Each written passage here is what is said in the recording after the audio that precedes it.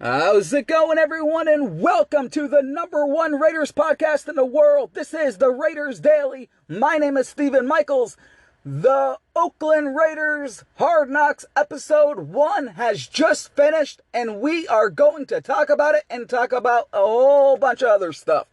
So, without further ado, let's get into it. First of all, it should be noted that John Gruden and Mike Mayock do have the final say what goes into these episodes. They have the final say over, the final cut. If a player says something John Gruden doesn't really want it in, they can scrap it.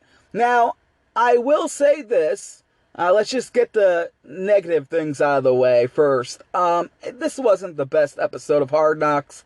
It was kind of boring at times, and especially the horse scene with Clinton Farrell and Jonathan Abraham. And Hard Knocks always does those kind of things. They follow players and things like that, but I don't know. That was just stupid. I want to see more of John Gruden and more of Brinston Buckner, who, in my opinion, he will be the star of Hard Knocks. You'll see, but he's a great coach. Also, there are a lot of cool things on the field, and I guess we got to talk about the biggest thing on the show was Ronald Ollie. Now, I knew, and if you're a part of the Raiders Daily Elite, which is the greatest subscription Raiders group in the world, you know that I was talking about earlier that I knew HBO was following Ronald Ollie. Now, every Hard Knocks, every single one, last season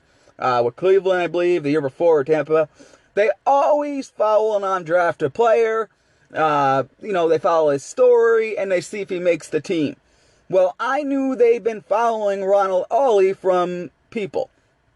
Now, what HBO didn't know was going to happen was the guy from Last Chance U, on Netflix, gets cut by the Raiders pretty much as soon as he got there. I mean, not as soon as he got there. I mean, he had time to do nothing. And listen, what they showed on Hard Knocks, I'm sure he's not happy about, but it's an accurate description, even though, yes, this is basically a reality TV show, let's be honest. But his lack of effort and his laziness is a real thing. I mean, this guy, you would think a guy that was on a show called Last Chance U, where it's his last chance, right? I mean, it's a miracle this guy made it to the NFL. A miracle. And he goes to the Oakland Raiders, and he's lazy, complaining, saying, "Oh, I'm injured." He's not injured. He's just being lazy, and John Gruden cut his ass. And I loved it when John Gruden did it on the show. He just said, let's get rid of the guy. I don't want him out here anymore. I don't want to see this guy just not practicing on the sidelines doing nothing. I mean, absolutely ridiculous. So, it does suck for HBO. I'm sure they wanted him to last all the way through the last preseason game and then get, if he gets cut or makes it. But listen, he just wasn't the right guy to follow, in my opinion. Now, I'm hoping, remember, this is only the first episode. I'm hoping that next week's episode, they decide to follow another guy, another undrafted guy, maybe Alec Ingold, someone like that. But when I heard they were following this guy in the first place, I knew it wasn't going to end up good. I just knew it wasn't. But anyways, yes. So the Hard Knock show, they talk about Antonio Brown. Now, they never mention what is actually going on with his feet. Very, very, if they did, Gruden scrapped it out of the show, or Mayock scrapped it out of the show. That's 100%. We don't know what is wrong with this guy's feet. Now, it is disgusting. If you looked at the pictures of this guy's feet, he looks like he has potato chips rotting off his feet. And that's not good. It's really not. Now, no one knows. Now, I've heard things that he burned his feet all the way to he has infections on his feet. No one knows. But what I do know, it has to be something that is stupid. Because John Gruden's not saying what it is for a reason. You know what I mean? If it was something, common, I think John Gruden would just say what it is. I don't know, let's say, even though this isn't it, but let's just say, oh, he's got a staph infection. Something like that. But the fact that they are hiding what is wrong with this guy's feet means that something crazy happened. And I gotta tell you, man, I know right now John Gruden's getting frustrated because he wants Antonio Brown on that field. Remember, they are paying this guy a lot of money. Now, I don't think it hurts the team, to be honest with you. I don't think it's a big deal. I think it's good, actually, that other guys are getting reps. I really do. So, I don't care personally, but I know John Gruden definitely does want him on the field. They did show a lot of Antonio Brown in this episode, talking about his feet, just going over and over again about his feet, but they don't ever tell us what is wrong with his feet. They also, Derek Carr is in this first episode. He talks to the Hard Knocks cameras, and Ray Donovan, who that's what I call him, the narrator of the show, has a line that Derek Carr has really thick skin, which I really laughed out loud with that one. But that's for another day. John Gruden was really great. I mean, we knew he was going to be great on this show. I mean, this guy, with his lines, he's just made for Hard Knocks. He really is. The Raiders were a perfect choice for this show. I just don't think they want to show the Raiders a lot of what's going on. Because this episode, if you watched it, it's out of order, first of all. There's things that happen that they're showing first, and then they're showing later, things that happen way earlier in camp. So it's pretty strange. It really is. One cool moment of the show was James Jones talking to Antonio Brown about Derek Carr. Remember, James Jones was there when Derek Carr was a rookie. If you remember, Reggie McKenzie brought in Matt Schaub and thought Matt Schaub was going to be the future. Before that, I think he thought Matt Flynn was going to be the future. But either way, if you remember, Derek Carr just lit it up against the Seahawks in preseason and stole the job. James Jones talks about that with Antonio Brown. Really, really cool moment.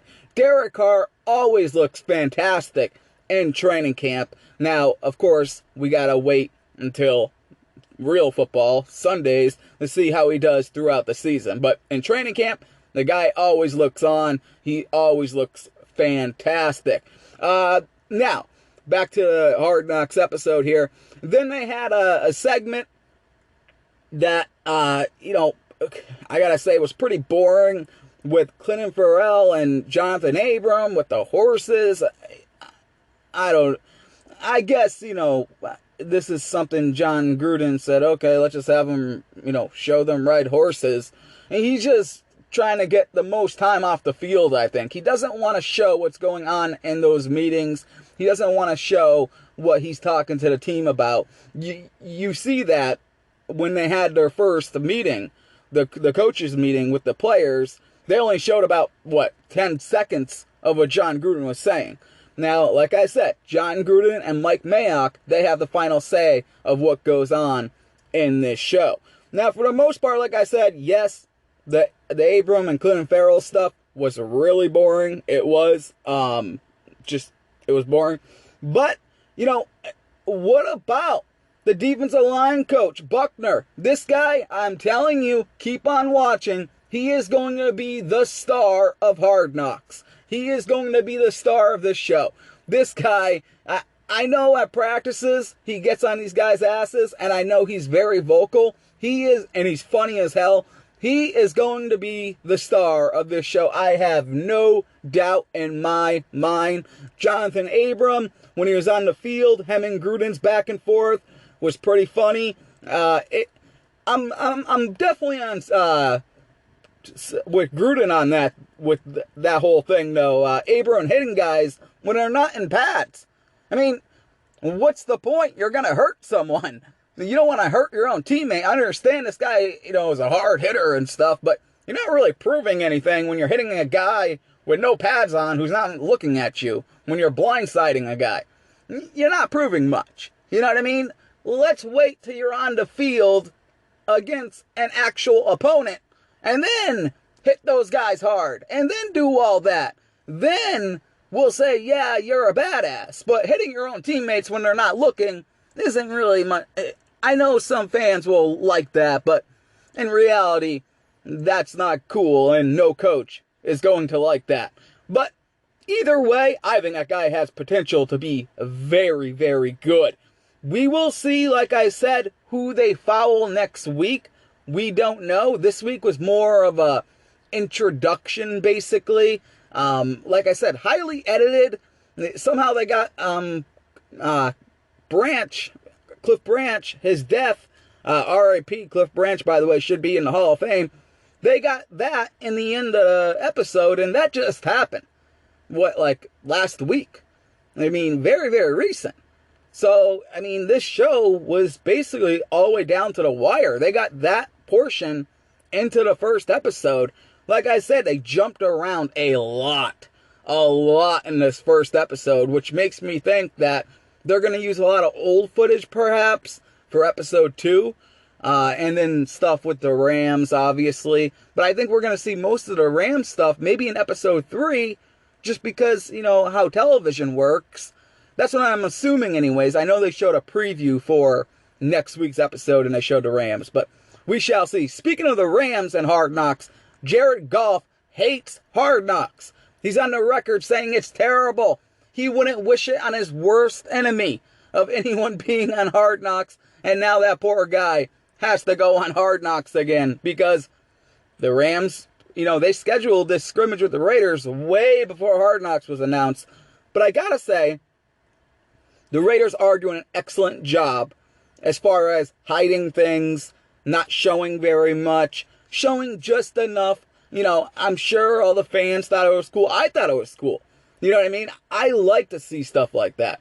But they showed just enough without exposing too much. And the Raiders did a really good job of that. Now, you know, for selfish reasons, we all want them to expose a lot. I would want to see Gruden yell at players more. I want to see that happen. You know what I mean? But we're not going to see that. That's just the reality of how Gruden and Mayock are going to orchestrate this thing going forward. Like I said, it wasn't the best episode, but it wasn't the worst episode either. And it was only episode 1, so it's only going to get better from here. Remember, keep your eyes out for Mike Glennon there versus Peterson for the backup quarterback role. I think that will be in this show. It has to be. I mean, Glenn looks terrible right now. Peterman, you know, you never know with that guy. So that's a good story. I'm glad they covered the Richie Incognito stuff. I wasn't sure how they were going to touch that subject, but they managed to do it in a pretty cool way. Some of the stuff they showed, we already saw on Twitter, the clips of with Antonio Brown and his kids. They already put that out there. And what else did they show on there? I'm trying to think. I think that's really it that they really showed.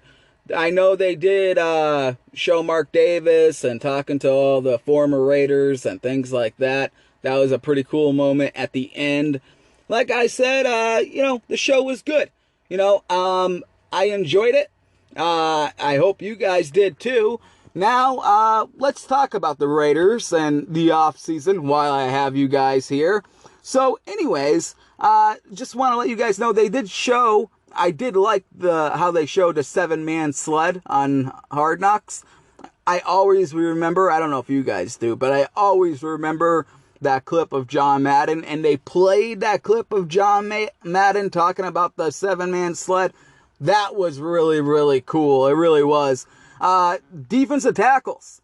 Jonathan Hankins. This guy, without a doubt, has been the best defensive tackle on the team so far. He really has been. I mean, raving reviews by the coaches. They love this guy. Like I said about Antonio Brown, Gruden, he really wants him to come back. Now, I heard it could be up to 2 weeks that he's fully healed, but no one really knows. That's the truth. I am glad that Paul Butler, the tight end, is back practicing. He had a hip joint, hip pointer.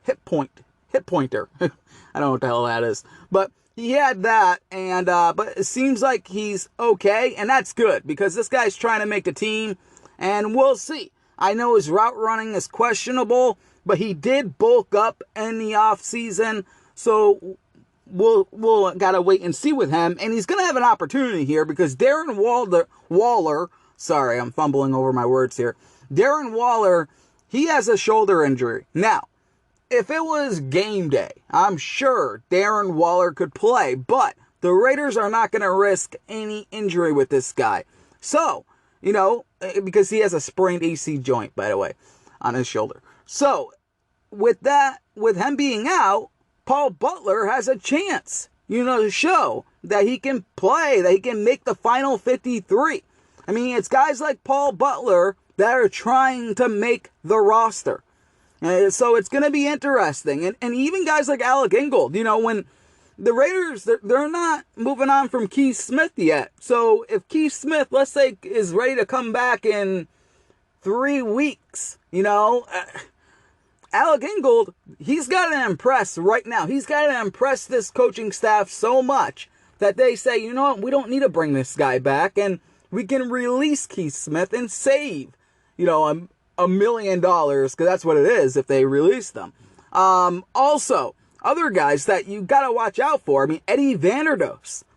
What has he done lately? He hasn't done anything, and now he's hurt again. So that's a guy I can see the Raiders moving on from. I really could. I mean, it's sad to say, but he's another Reggie McKenzie bust. And Reggie McKenzie has had quite a few. But, the guy just, every year he's injured. So what are you going to do with that? You can't really do much. You really, really can't. So we will see what they do. As far as other guys to look out for, the linebacker situation, that's going to be an interesting one. Now, I haven't really heard, raving reviews over Brandon Marshall, but I'm sure he's going to get the starting role there. But I'm looking at guys like Nicholas Morrow, Marquell Lee, Jason Kambita. Those three guys. All three of those guys are not going to make this team. That's just the reality. So those guys, they're going to play a lot in preseason. I would say maybe 2 make the roster. That's it. And a guy like James Cowser is another one. I mean, he's got to make this team. He's got to make the team. So preseason is going to be fun for you guys. I don't think you're going to see a lot of starters, but you're going to see guys that that have been on the Raiders, in the last year or two, that even starters like a Nicholas Morrow. You're going to see these guys fight for their jobs in preseason. They're going to play a lot. A guy like Paul Butler is going to play a lot.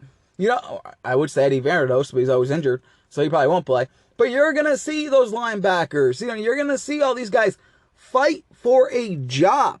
Like I said, the starters probably won't play. Maybe they'll play week 3 of preseason for a snap or 2. I don't even know about that. John Gruden does not want injuries for a meaningless game. He really doesn't. The scrimmage against the Rams, the coaches actually, that's more of a, I don't know how I could word this, more noteworthy for the coaches than a preseason game is. Because Derek Carr is going to be throwing against the Rams defense, their first string defense. He's going to get reps against them. So that's going to be more interesting for the coaches. The preseason is going to be for the backups. Who makes the roster? And like I said, there are a lot of battles going on. Even at wide receiver, guys. Even at wide receiver. There are battles going on at wide receiver. I mean, you got Dwayne Harris versus J.J. Nelson. J.J. Nelson, he can return punts. He can return kicks. So it's going to be crazy. You look at the wide receiver depth chart. You got Antonio Brown, who, his feet will be fine in the end. So he's your number 1 wide receiver. You got Tyree Williams. After that, I mean, maybe Hunter Renfrow is the third wide receiver. Gruden loves this guy. By the way, speaking of Hard Knocks, Gruden did have a funny line talking to Hunter Renfrow's wife. So, just a really funny line in there. Yeah, because Hunter Renfrow, if you ever looked at this guy, I mean, they call him Doogie Howser. I mean, this guy does not look like an NFL player. That's the truth. And it's an ongoing joke there, but the guy can play. You know what I mean? I don't care what he looks like. If you can catch a football, that's a good thing. So, he has a good chance of making it. And then, what about Ryan Grant? I mean, this guy had so much praise early on before training camp, and now it's kind of like been dead silent on the guy. So, I mean, I would say he's probably, playing for a role. So I'm telling you, it's getting interesting with that wide receiver situation. It could end up being Antonio Brown, Tyree Williams, J.J. Nelson, and Hunter Renfrow. And then, Ryan Grant, the fifth wide receiver.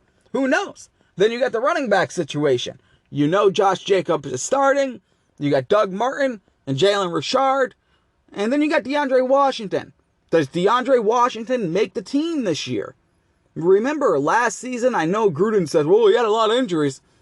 Most of the time, he was a healthy scratch. Let's not play make-believe.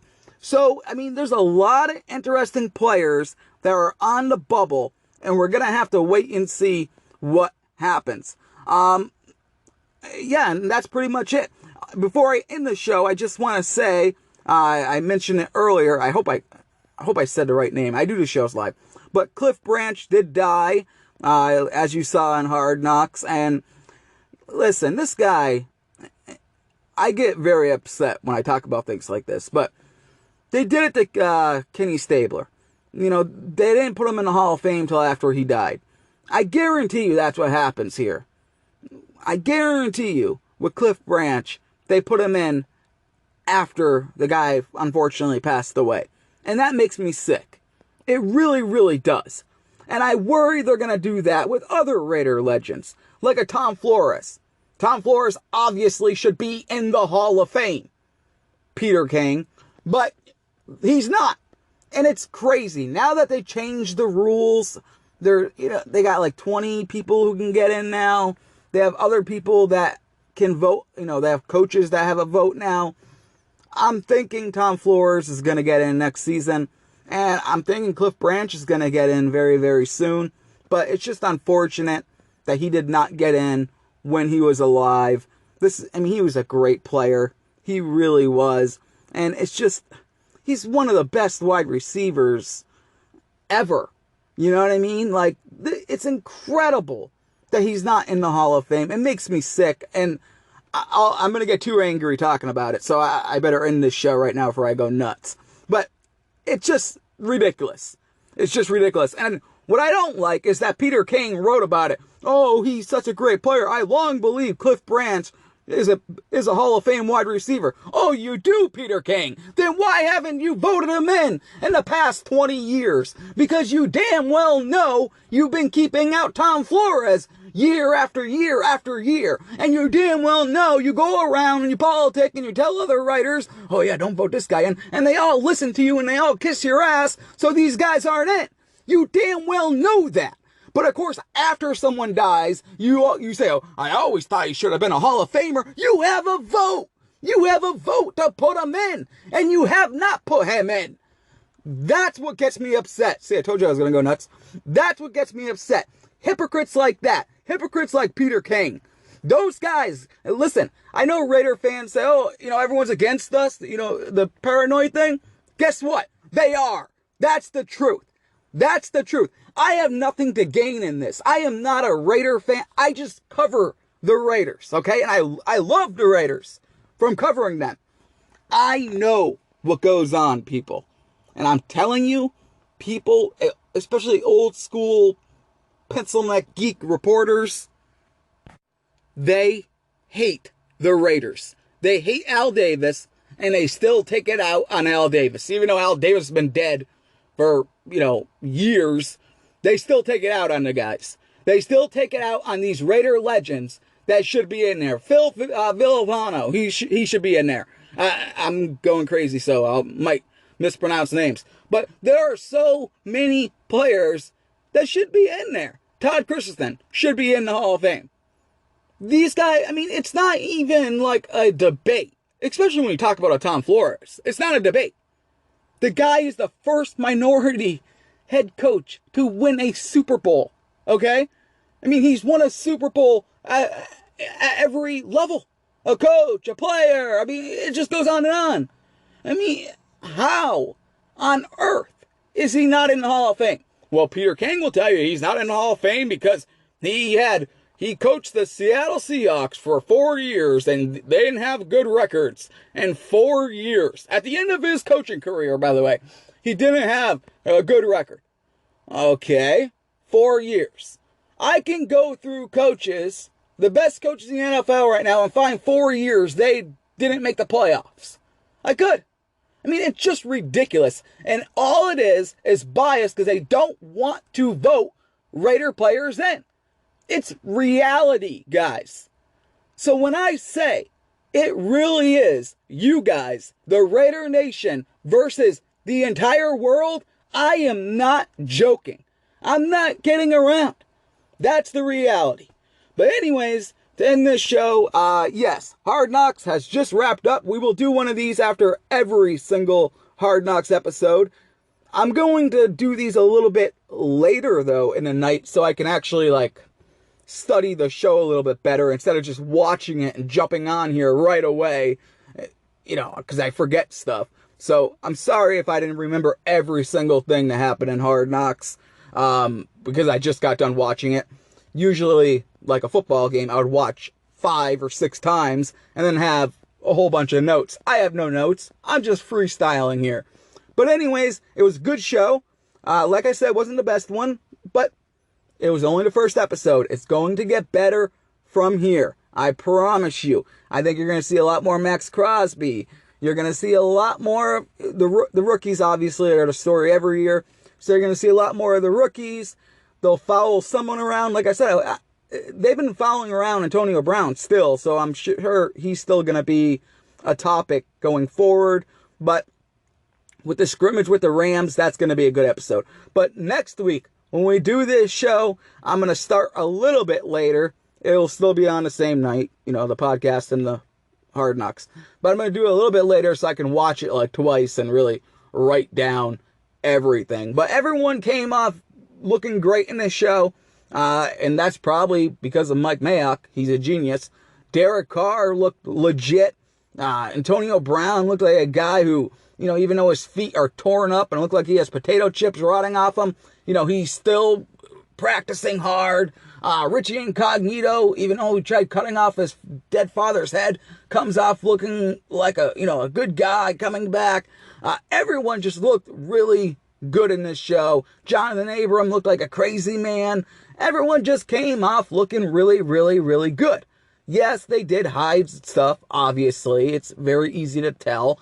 Plus, there's had to be, I don't know, maybe 13 meetings in that week that they filmed. So they didn't show any of the meetings, but I kind of expected that. When Mayock said he has a good relationship with them, and they do have the final call over what gets cut out and stuff, I kind of expected that. But anyways, thanks a lot for listening. This is the Raiders Daily. My name is Stephen Michaels. If you want to support the show, there's a link on the bottom. If you're watching this on YouTube, there's a link on the bottom. Most people listen to this on Spotify because it's the #1 Raiders podcast on Spotify. So I don't know if there's a link on there. If there's not, just find it on my Twitter page. It's at the Raiders Daily. There can only be one best in the world, and that's me. Thanks a lot for listening. My name is Stephen Michaels. This is the Raiders Daily. The podcast you just heard was made using Anchor. Ever thought about making your own podcast? Anchor makes it really easy for anyone to get started. It's a one-stop shop for recording, hosting, and distributing podcasts. Best of all, it's 100% free. Sign up now at anchor.fm/new. That's anchor.fm/new to get started.